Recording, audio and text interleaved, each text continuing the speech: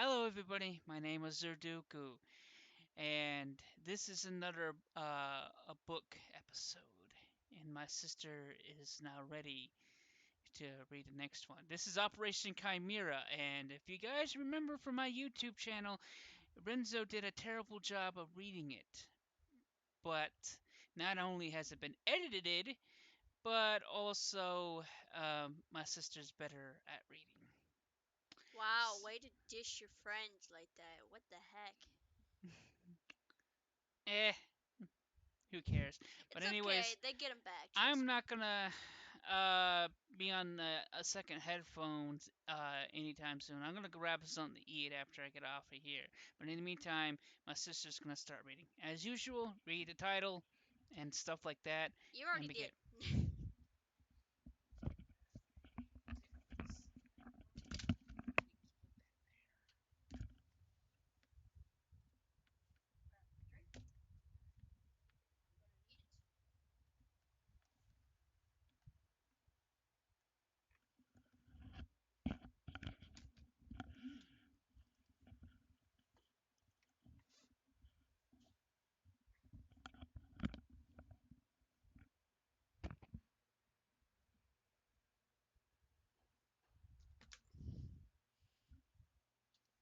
Alright, hello everybody.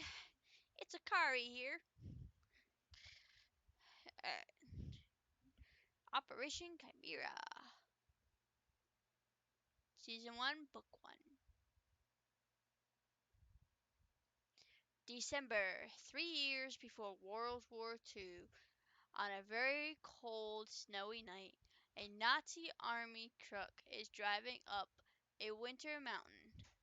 At the top of the winter mountain is an old castle that has been renovated for use of military experiments.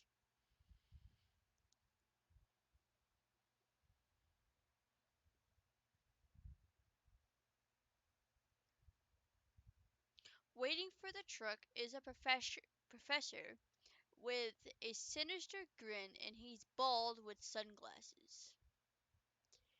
The truck reaches to the top and comes to a stop. Out of the truck comes a Nazi commander. He walks towards a scientist and gives him the Hail Hitler sign. Oh God. Dear Sinister, is Operation Chimera going according to plan? Asked the commander as he puts his hand down from the salute.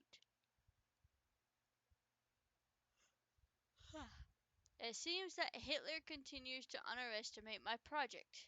Operation Chimera will give us the upper hand when the war comes, Dr. Sinister says with confidence. Show me your progress, said the commander. Right this way, Commander Schmidt, as Dr. Sinister points to the door of the castle. Dr. Sinister and Commander Schmidt walk into the castle escorted by military guards dressed in ancient knight armor. They came to a door in the basement of the castle. The door has a strange symbol on it. This is not the symbol of our army, said Commander Schmidt. No, but it is an even better symbol that Hitler should use. It is the symbol of the Chimera. Dr. Sinister continues to speak. After all, Kymera is a god-like beast. The doctor and the commander walk inside, and Dr. Sinister says, "These are my guinea pigs for Operation Chimera." "What is this?" the commander says with concern. Near present day, long after the end of World War II, the castle finally gets bought by some people that want to turn it into a historic landmark. They had been renovating it for 5 months. Since the castle is so big, they hardly had a chance to explore it, to make sure the castle is safe from mold. A couple of construction workers find the basement and a set of stairs. However strange, a stairwell stops with strange dead with a strange dead end. It didn't make sense to them. One of them came to the conclusion that there was a door, but it was boarded up and painted over for some reason. So they grabbed some sledgehammers and started pounding on the wall. They found the door with the symbol of the Chimera. "What's this thing?" said one of the construction workers. "I don't know, but this place was used by the Nazis in World War II," said another worker.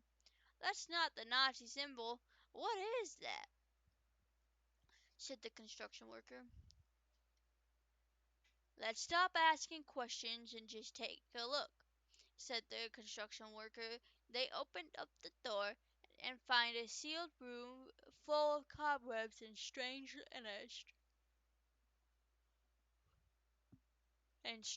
small bunk beds. The workers don't know what to make of it. They press on and find out that the castle has many basements, as if whoever owned this castle previously decided to dig further underground, creating a hidden labyrinth.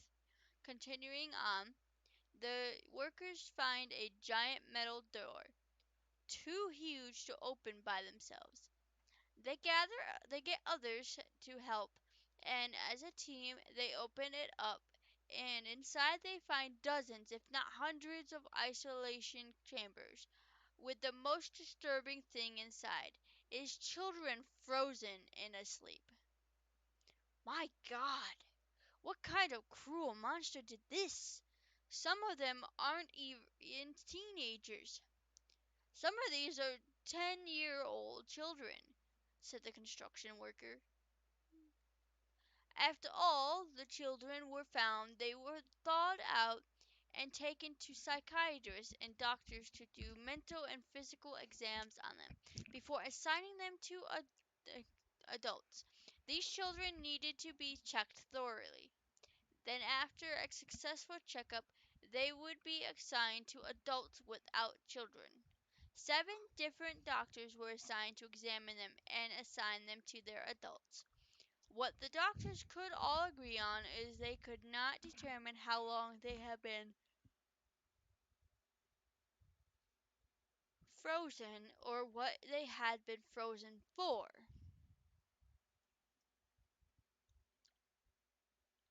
Germany wishes to forget about World War II and move on with their lives, even though this is the remnants of the war.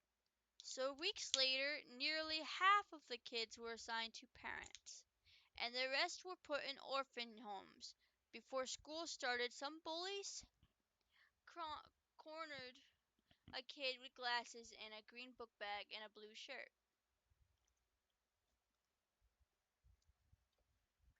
"Guess what? It's time for you to pay the white bulls," said one of the bullies. "Oh no, not these guys. The white bulls are a gang with a mixture of teens and some adults, and they're all bad news here in this town."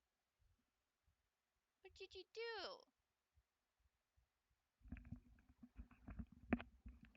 I just turned on the AC. Continue winning. "Apparently he wants to roast me to death." It's "Anyways," not that hot in here. says the one who's wearing shorts. Continue reading, please. Anywho, the kid with the glasses said in his mind. "That will be enough of that," a calm voice said. "Oh, that will be enough of that," said, interrupting the bullies. The bullies turn around and see a kid with spiky hair and a light blue shirt with a symbol of a shark tooth on it. "Hey, isn't that one of those Chimera freaks?" said one of the bullies. "Yeah, that's Sandy Beach," said the other bully. "Well, whoever he is, he's barking up the wrong tree," said one of the bullies. "Leave him alone. Instead, you can beat on me," said Sandy. "I don't know what kind of idiot you are, but you have a death wish," said the bully, and he continues to speak. "Here's how it's gonna go. I'm going to be the brave knight that slays the monster. As the bully picks up a steel bat, the kid with the glasses stands frozen while watching everything happen. The other bullies are laughing, watching their leader stare down Sandy. Sandy just stands there while he takes a hit from the steel bat. Blood comes out of Sandy's nose, but yet he just ignores it. Die, monster, die! Said the bully as he swings the steel bat over and over again at Sandy. Sandy just takes all the hits, and eventually he gets angry when the bully swings again. Sandy catches the steel bat and squeezes it, and it breaks like it's paper. You mean glass, but okay. You want to see a monster? As Sandy's eyes turn black, Sorry. his skin turns gray, and he grows fins. Sandy makes a fist. Instead of punching him, he lightly flicks the bully and goes flying 15 feet into the air and lands on his back. Damn. Run away! He's not human! Said the bullies as they run away. The kid with the glasses smiles as the bullies run away, but that smile fades when he sees Sandy walking away. Sandy continues to walk. He changes back into his human form. The kid with the glasses chases after Sandy. Thank you, Sandy. My name is Marcus, said Sandy with joy. Marcus with joy. Sorry, my brain's not working. You can't read. No, you can read. Trust me. Shut up. I know I can read. Better than Renzo. Stop dishing your friend! Never.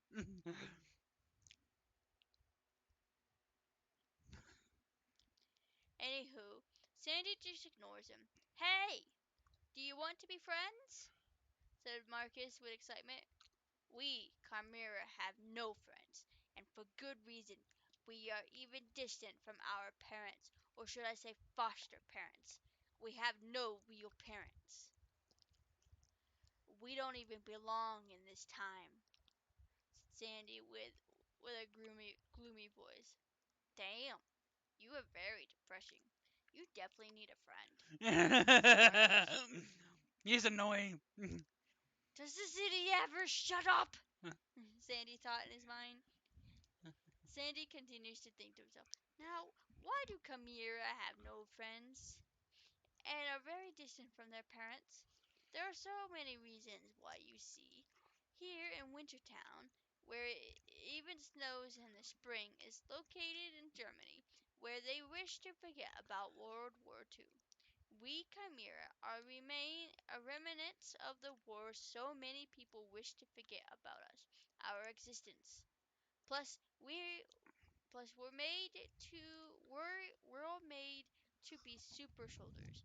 With the combination of animals and the constant threat of those animal instincts to take over our mind and body every day of struggle. To be human, when in truth we'll never be human, Sandy said.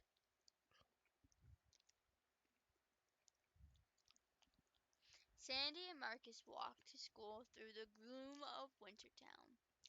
They make it to the school without any more trouble. Their first class is their history class with Mr. Mallard. Sandy is sitting at the edge of the classroom. Next to him is Marcus. Sandy looks over into the middle of the classroom.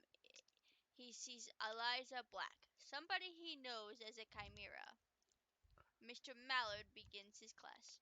Now, everybody, who can tell me what is a chimera? Oh, God.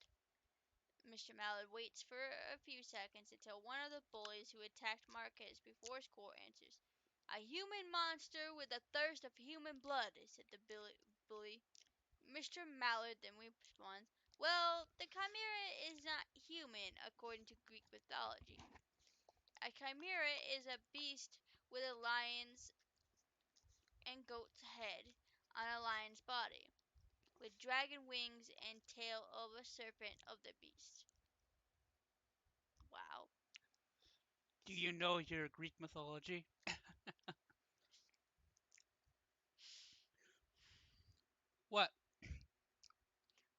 slap you. What? I couldn't hear. What? Don't worry about it. It's Okay. okay. It's described as an immortal being that can spit fire. So I ask you students in metaphysical terms, what do you think it symbolizes? Don't you mean like metaphoric? Like it's uh that's kind of hard for me to explain It's because okay. It's okay. right. After Hopefully the audience know what like metaphorically means. After that, the bell rings. The students assemble out without answering the last question from Mr. Mallard.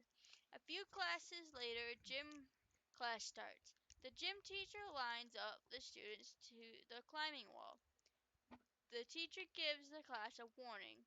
You'll have a hard time with this, so be careful. Eliza then starts to climb. She has a hard time at first, but then she decides to show off her skills as she takes her hands and feet off the handles and free climbs to the top of the wall. Some cheer for her, others pick on her for being a monster. After school Marcus went to go look for Sandy. After asking around, Marcus found out Sandy likes to hang out by himself in the local indoor swimming pool. So he goes there and waits for hours for him to come out from beneath the water. When he does, Marcus asks, "How can you do all these amazing things? What are you? What really is a chimera?" said Marcus. "If I tell you, will you leave me alone, please?" said Sandy. Marcus nods. What was that? Shush, my nod. Now hush. It's my adorable nod I was trying to do, and You it couldn't didn't be any work. more sarcastic earlier about Sandy's voice, neither. Shut up. Okay, listen to me closely, and I don't care if you believe me or not. Back in World War II, we were selected to an experiment called Operation Chimera. It's where Nazis were trying to create super soldiers by fusing DNA sequences from many species of animals around the world with humans for specific situations. I was to be a project for soldiers who did not have to use a submarine for underwater warfare. I am a great white shark, explained Sandy. Whoa, so cool! That means you can breathe underwater? What else can you do? Said Marcus. First of all, not so cool. Set, set, God damn it! Secondly, I can do anything a shark can, said Sandy. You couldn't be any more vague. What the hell is that supposed to mean? Anything that a shark can do, said Marcus, with an attitude. "Enough! I kept my promise. Now leave me alone," said Sandy as he leaves the local pool. "I don't understand why you wish it not to be so lonely. To me, chimera is just a word, nothing more and nothing less. As far as I'm concerned, Sandy's just a human being. It shouldn't be like this. I'm sure that other chimeras are like this too, and that's not fair. Since that they didn't ask for this, I wish there was something that somebody could do," Marcus thought in his mind. Later, Sandy is walking home with a lot on his mind. He walks by somebody he knows. He turns around and stares at her for a few seconds. Oh, that's Katie. She is one of the chimeras, too. Seems that I keep running into a bunch of familiar faces lately. Guess that's a sign of the past. It will never leave us, and we chimeras are made to suffer whenever we think about and remember the past.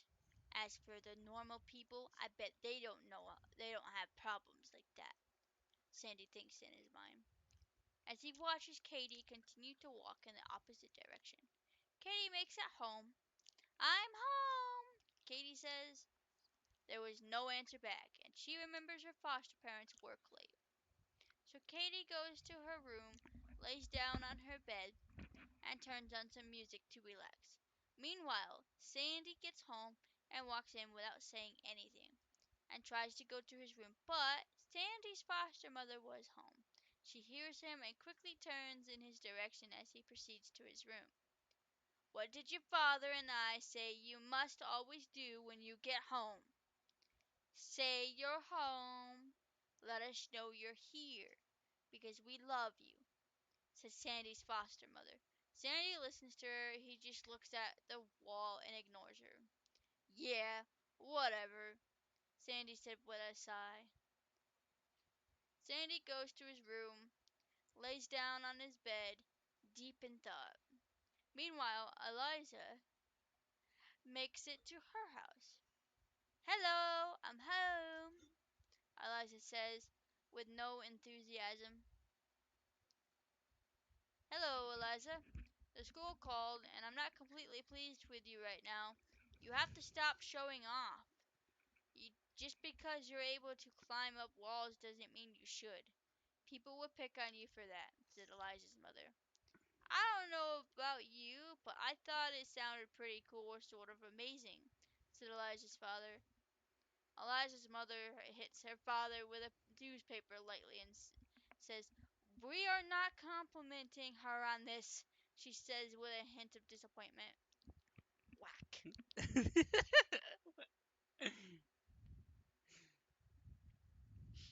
"While I don't care what the other students think, I am the way I am. I will never change. Can I go to my room now?" said Eliza. The mother and father nod their heads, and she walks to her room with her head down.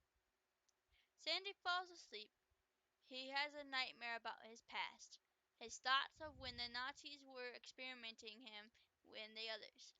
They would put them in hot water and then in cold water over and over again. Oftentimes he nearly drowned. They even tested how fast he can heal his wounds by constantly shooting him with a rifle at close range.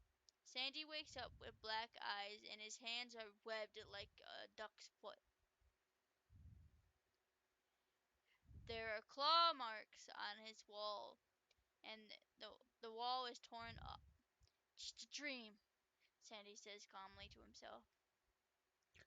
Meanwhile, Katie's staring outside with a feeling of cabin fever. Her nails turn into claws, and her animal instincts start calling to her. She opens up her window and leaves her house at once, running through the snow and into the woods. With no memory of what happened that night, she wakes up in the middle of the woods in the snow. She was about to walk home when she heard a whimper. She went to go and investigate. She finds a dead wolf and a living baby wolf with its leg bleeding. "Oh no, that's too cute and sad." Yeah, I knew it. Within a second, she could smell something foul. All of a sudden, a bear comes out of nowhere and swats at her from behind. She blocks it with just her bare hand, but when she did, she breaks the bear's paw. Owie. "So you're the one who made this wolf an orphan just like me. Well, I guess it's not your lucky day because you're going to die," said Katie with an angry voice. The white part of her eyes turned brown.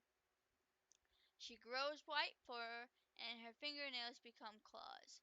She grabs both of the arms of the bear and tears them off, tossing the bear's arms aside like garbage. She then rips the bear's heart out with her bare hands and squeezes it like a juicy peach.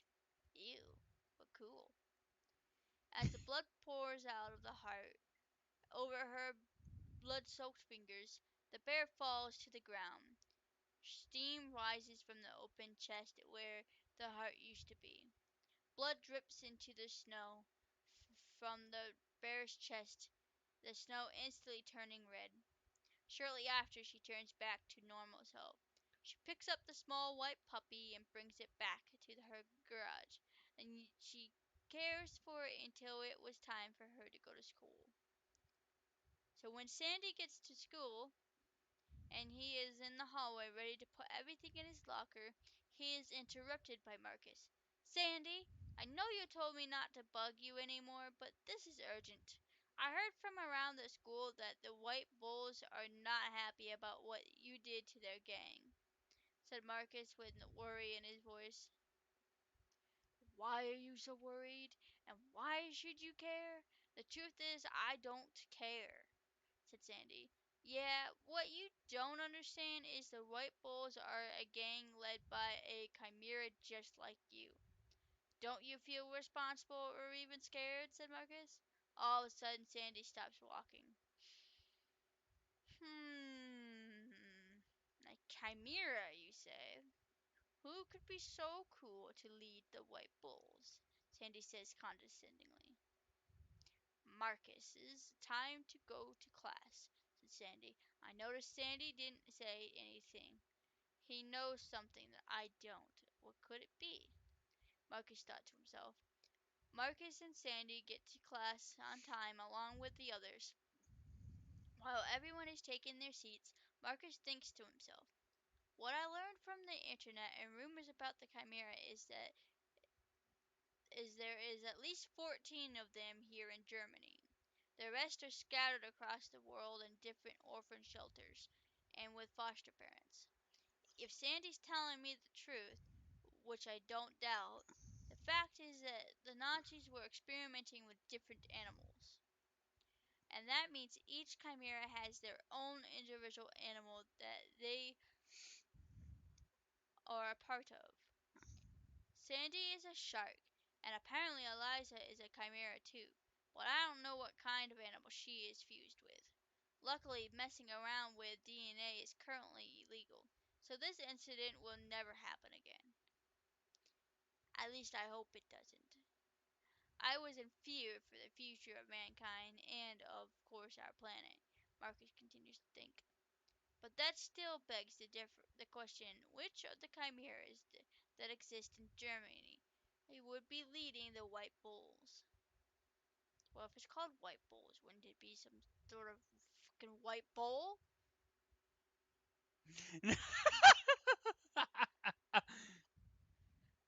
Marcus thinks to himself while the teacher lectures. Knowing the bullies in the school, they probably will attack Sandy after school. Probably nobody knows. I'll be right behind him, no matter what happens. Whatever he, whether he likes it or not, I'm his friend, Marcus thinks to himself. It was a normal day at school for the three chimeras, including Marcus and the other non-chimera students.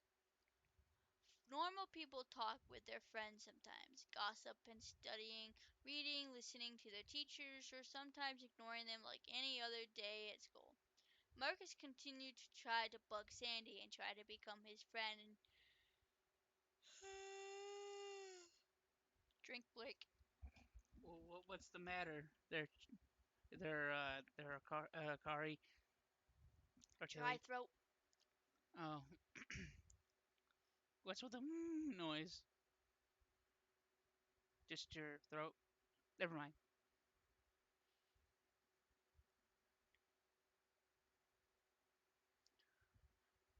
He pressed on, but of course Sandy still refuses. After school, Sandy and Marcus walk out of the school, but they were surrounded by teenagers, all of them wearing brown bandanas with a white bull symbol on it. The white bulls, Marcus said with concern. No shit, Dictatorship. I couldn't tell by the big fucking symbol. No. Wow. Sandy did not have a concerned look on his face, but he stared at one of them. Bruce Brawler. How did I know you're leading these groups of losers? You were always a big bully, even back we when we were all living together under the roof of that cursed castle, said Sandy with anger. Huh? Long time no see, Sandy. You should really stop fooling everybody and thinking that you're a punching bag because that's your human part of you. You're really that shark part, a real fighter that wants to tear everybody to shreds. Isn't that true? said Bruce with confidence. Damn you, said Sandy with an angry voice. Sandy knows that everything that Brewster. What the fuck? It was Brawler earlier. Now it's Brewster? What? You put Brewster here instead of Brawler. But okay. Okay, I'll go. stupid fucking. I would have thought that Eric would have saw that. It's okay. Brawler said was very true, and Sandy's trying not to get angry holding the shark at bay, but he cannot hold it forever and he knows it. So does Bruce. Hear and pray. The land on the sea, both rivals assuring complete opposites, yin and yang. We were destined to run into each other's like this, can't you feel it, Sandy? Bruce said with a snarky attitude. Neither one of our species would ever meet in the wild because they exist in two different planes. So they're not rivals. Get it straight, Bruce, said Sandy. But if a shark could, I'm pretty darn sure it would try to eat my species. But I would refuse to be swallowed up by the sea. The land will overpower the sea, said Bruce. Isn't that right, Sandy? As Bruce runs towards Sandy and punches him repeatedly. Come on, Sandy! Show me the beast within, the predator of the sea, the king of the ocean. Then I'll show you the king of the land. As Bruce continues to punch Sandy. Maybe the sea is nothing more than a wimp, said Bruce. Don't mock the sea. Sandy stops Bruce's punches. Both Bruce and Sandy begin to transform. Bruce grows horns and brown fur and has 4 fingers and has a tail. As if this wasn't obvious from the fucking very beginning of hearing about the white balls. Well, he isn't white. So, It's a don't it's a care if brown he's bear. not white. It's a brown bull. I don't care if he's not white. He's still a goddamn bull.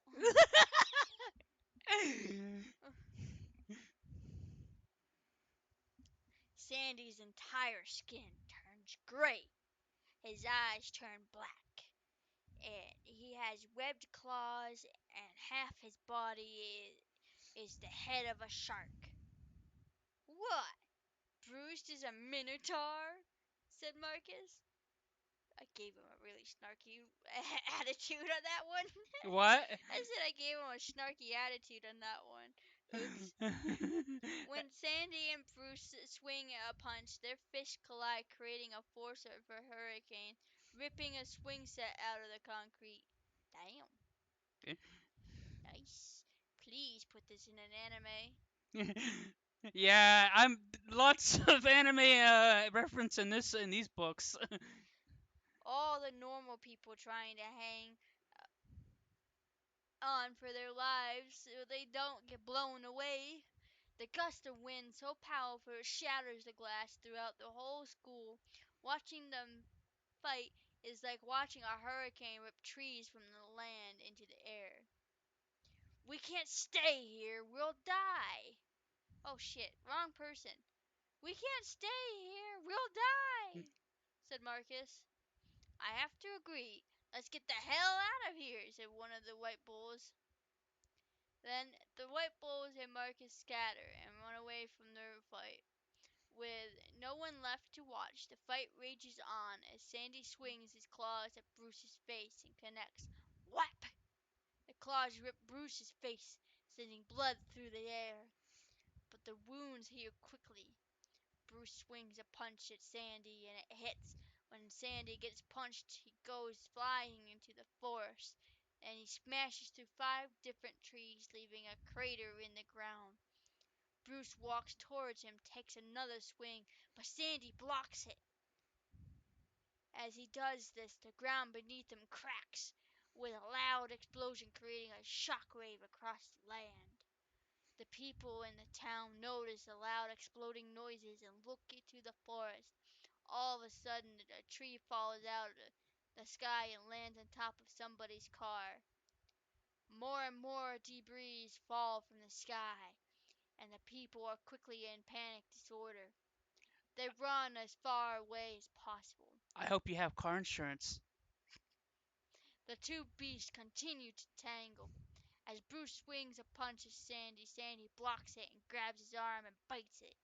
Bruce growls in pain. Bruce keeps punching Sandy to get him off his arm, but he refuses to let go. Meanwhile, Marcus runs away. I hope Sandy is okay. This is what Sandy meant by saying that the Chimera must stay alone. Oh, is this what Sandy meant by saying that the Chimera must stay alone? Marcus thinks to himself as he runs away. Eventually, Bruce managed to get Sandy off his arm, and he tosses him aside. Sandy stops his downfall by clawing into the ground. Sandy rips a tree out of its roots and throws it at Bruce. Bruce reacts quickly and sets the tree flying at him, punching the tree dead in the center, and it dis- dis- disintegrates disintegrates into dust. Excuse my mild stutter slash speech impediment, people. I, I guess Sorry. I didn't think you knew how the word disintegrate was spelt. Is probably what it was.